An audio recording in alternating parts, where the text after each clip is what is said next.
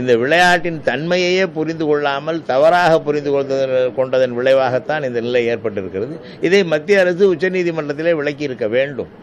அமைச்சர்கள் வாக்குறுதி கொடுத்த பிறகும் கூட மத்திய அரசு அந்த விளக்கத்தை உச்சநீதிமன்றத்திலே சொல்லாத காரணத்தினாலே தான் இந்த நிலை ஏற்பட்டது. வறட்சியை பற்றி இப்போ சொல்லிட்டு இருக்கோம். புயல் கடந்த வெள்ளத்துக்கு கொடுத்ததுலேயே இன்னும் 300 கோடி ரூபாய் பிரதமர் அறிவிச்ச நிதியில் வரலன்னு சொல்றாங்க. அப்படி இருக்கும்போது மத்திய அரசுடைய உதவி இந்த வறட்சியில எப்படி இருக்குன்னு நினைக்கிறீங்க? போய் போராடி பெற வேண்டும். மாநிலத்தை ஆளுபவர்கள் அந்த முயற்சியை எடுக்க வேண்டும். கர்நாடக மாநிலத்திலே வறட்சி நிவாரண நிதியாக அவர்கள் மத்திய அரசிலிருந்து நிதியை ஏற்கனவே பெற்றுவிட்டார்கள். ஆனால் தமிழக அரசு தூங்கி கொண்டிருந்தது. இன்றைக்குத்தான் அவர்கள் அந்த முயற்சியில் ஈடுபட்டிருக்கிறார்கள். இன்றைக்கு தான் நிவாரணம் வறட்சி மாநிலமாக அறிவிப்பை வெளியிட்டிருக்கிறார்கள். இனிமேல் அவர்கள் மத்திய அரசிடம் போராடி நிதியை பெற வேண்டும். எல்லாவற்றிலும் இந்த அரசு அலட்சியம் காட்டியதன் விளைவாகத்தான் 200 உயிர்கள் இன்றைக்கு பலியாகி இருக்கின்றன.